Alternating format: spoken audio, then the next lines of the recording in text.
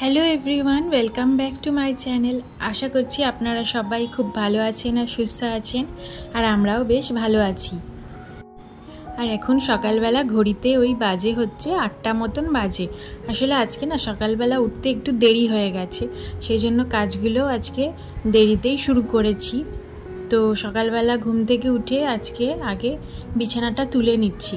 অন্যান্য দিন সকালবেলা ঘুম থেকে উঠেই যে প্রথমেই আমি বিছানা তুলি তা হয় না, কারণ সবাই যখন ঘুমায় তখন তো আর ওঠানো যায় না বিছানাটা।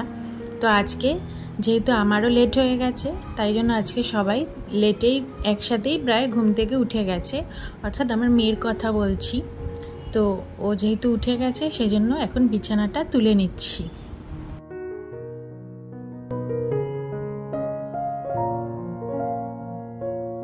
আর সকাল সকাল বিছানাটা তোলা হয়ে গেলে বেশ ঘরটা এমনি পরিষ্কার লাগে, কিন্তু আমার প্রত্যেক দিন হয়ে ওঠে না।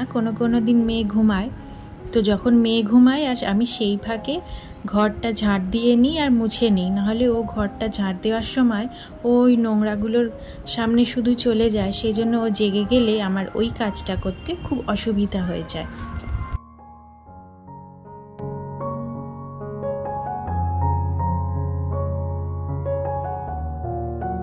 আর এই ঘরটাতেও একটু পরিষ্কার করে রাখছি।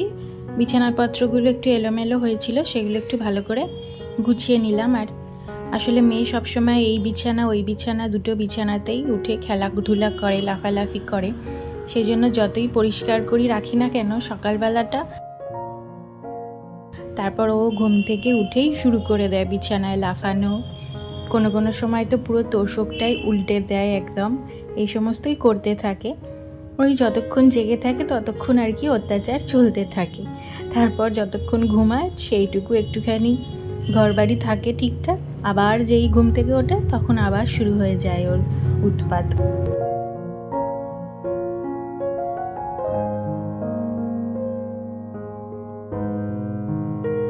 আর আজকে যেহেতু একটু দেরি হয়ে গেছিলো ঘুম থেকে উঠতে, সেই জন্য এই ডাস্টিং ক্লিনিংয়ের কাজটা করতে না একটু সময় লাগে বেশি। তো এইটা করতেই আমার একটু বেশি সময় লেগে যায়, কারণ যেহেতু আমি আগেও বলেছি যেহেতু আমার বাড়িটা একদম রাস্তার ধারেই, তো সেই জন্য এত ধুলো হয়, মানে একবেলা মোছার পর ওবেলা গিয়ে দেখলে মনে হবে যেন মোছা হয়নি। তো সেক্ষেত্রে 2 দিন আগে আমি বাড়িতে ছিলাম না, তাই জন্য এত পরিমাণে ধুলো হয়েছে যে কি বলবো।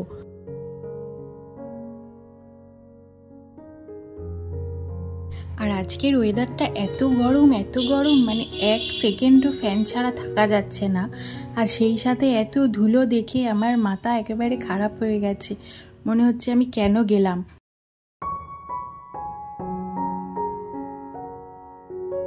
একে এত গরম আর এত ধুলো ময়লা সমস্ত কিছু মিলেমিশে একাকার হয়ে গেছে।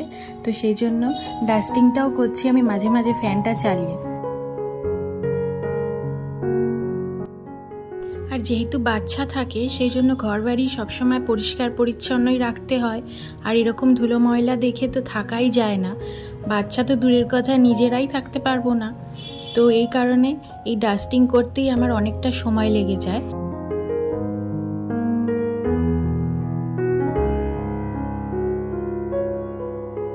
আর এই যে এইরকমভাবে ডাস্টিং করাটা আমি কিন্তু এগুলো প্রত্যেকটা দিনই করি, না হলেই না প্রচণ্ড ধুলো পড়ে যায়।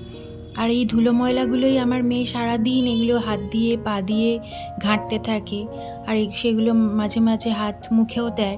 তো সেই জন্যই আরও বেশি আমাকে এগুলো ভালো করে মুছতে হয়।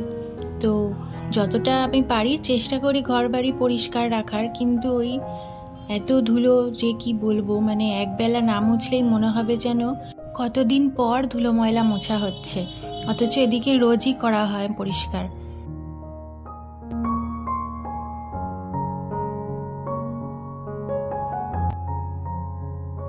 আর এই যে এদিকে আমি ডাস্টিং করছিলাম, আর এদিকে আমার মেয়ের কীর্তি দেখুন। ওর যে সমস্ত খেলনাগুলো এখন নিয়ে খেলছে, একটা খেলনা বেশি দিন নিয়ে খেলে না, তো এখানে পরপর করে সবগুলো সাজিয়ে রেখেছে একটার পর একটা।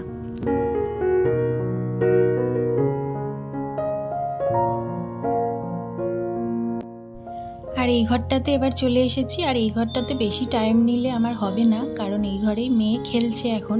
তো যেহেতু খেলছে ফ্যানটা চালানোই আছে, তো সেই জন্য তাড়াতাড়ি করে এই ঘরটা একটু ওপর ক্লিন করে নিচ্ছি, কারণ এটা তো রোজই করি। তো প্রত্যেকটা ঘরই আমি রোজই ডাস্টিং করি, কিন্তু এখানে যেহেতু এখন খেলছে সেই জন্য ফ্যানটা বেশিক্ষণ অফ করে রাখা যাবে না বলে এই ঘরটা একটু তাড়াহুড়ো করে নিলাম।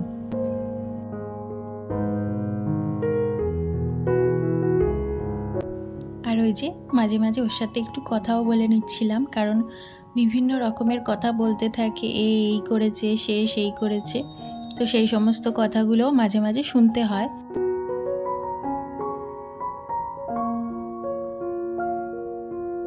তো কাজ করার সাথে সাথে মেয়ের সাথেও কিন্তু গল্প করতে থাকি, আর আমার সেই সাথে কাজগুলোও টুকটুক করে এগিয়ে যেতে থাকে। আর এই যে আমার বাড়িতে একমাত্র এই একটি গাছ রয়েছে, মানে ইনডোর প্ল্যান্টের কথা বলছি, তো সেটাকে একটু যত্ন আত্তি করছি। বিশেষ কিছু যত্ন আত্তি করার সময় পাই না, সেই জন্য আমি গাছ বাড়িতে বিশেষ আনি না। তো ওইটারই একটুখানি মুছে দিলাম, আর সপ্তাহে সপ্তাহে জলটা একটু পাল্টে দিই। মাঝে মাঝে আমি একদিন দুদিন ছাড়াও পাল্টে দিই, যখন একটু গরমটা বেশি পড়ে তখন। আর এবারে ওয়ার্ডরোবগুলো একটু ভালো করে ক্লিন করে নিচ্ছি।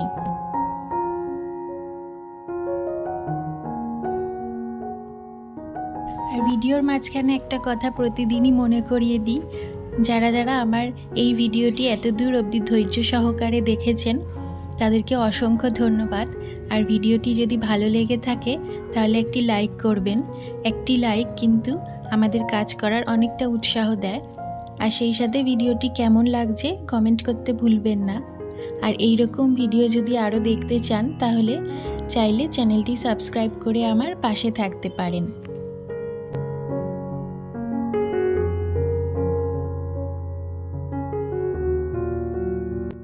আর যারা যারা চ্যানেলটি অলরেডি সাবস্ক্রাইব করে দিয়েছেন তাদেরকে অসংখ্য ধন্যবাদ।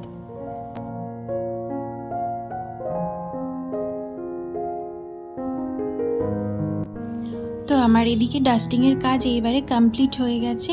তারপরে ঘরটাকে ভালো করে ঝাড় দিয়ে মুছে নিয়েছি। এরপরে চলে এসেছি রান্নাঘরে। তো এর মাঝখানে আমি এতক্ষণ ধরে ডাস্টিং করছিলাম, তো সেই সময় হাজব্যান্ড আমাকে একটা হেল্প করে দিয়েছে।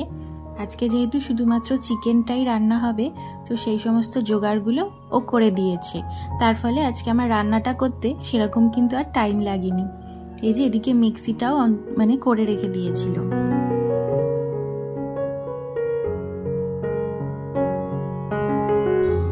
আর আজকে যেহেতু ঘুম থেকে উঠতে দেরি হয়ে গেছে, সেই জন্য পরপর সমস্ত কাজই করতে দেরি হয়ে যাচ্ছে। আর ওদিকে আবার মেয়েকে খাওয়ানোরও টাইম চলে আসছে।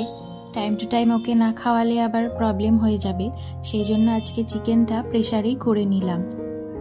আর এরপরে এত গরম পড়েছে, তার মাঝে শুধু জল খেলেই না তেষ্টা মিটছে না, তাই জন্য একটুখানি গ্লুকন-ডি খেয়ে নিলাম।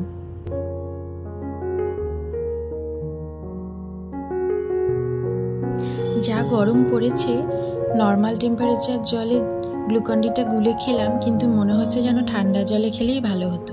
কিন্তু আর খেলাম না, খেলে আবার ঠান্ডা লেগে যাবে, তখন আবার আর এক প্রবলেম। আর এই যে এখানে চিকেনটা কষানো প্রায় হয়েই গেছে। এরপরে পরিমাণ মতো জল দিয়ে প্রেসারে বসিয়ে দেব, তাহলে আজকে আমার রান্নাটা শেষ হয়ে যাবে। আর আগের দিনের একটুখানি ডাঁটার আলুর তরকারি ছিল, তো সেটাও একটু গরম করে নিলাম। তাহলে আমাদের এই যে দুপুরে লাঞ্চে আছে হচ্ছে চিকেন আর হচ্ছে ডাঁটা আলুর তরকারি, আর এই দিয়েই আজকে দুপুরবেলাটা খাওয়া হয়ে গেছে।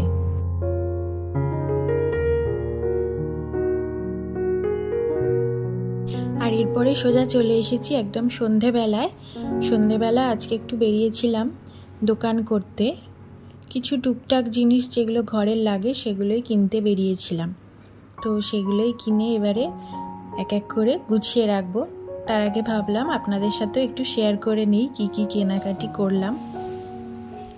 তো এই যে এখানে মোটামুটি মাসের যা জিনিসপত্র লাগে, এই মশলাপাতি, একটু বাটার, একটু সুজি, একটু চিড়ে, যেগুলো আর কি প্রত্যেক মাসে দরকার পড়ে না কিন্তু ঘরে আনা থাকে। আর এই মশলাপাতিগুলো তো শেষ হয়ে গেলেই আবার আনতে হয়। আমি ওরকমভাবে মাসে যতটা লাগে ততটা কিনে রাখি না, কারণ অনেক সময় না দেখেছি খারাপ হয়ে যায়।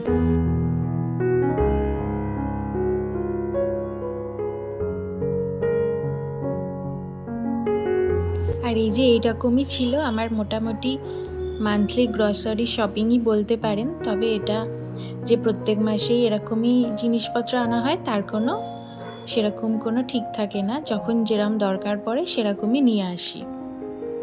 আর এবার এগুলোকে এক এক করে গুছিয়ে রেখে দিই। তাহলে চলুন আজকের ভিডিওটা এখানেই শেষ করছি। ভিডিওটা কেমন লাগলো কমেন্ট করে জানাবেন। আবার দেখা হবে আপনাদের সাথে নেক্সট ভিডিওতে। আপনারা সবাই খুব ভালো থাকবেন, সুস্থ থাকবেন।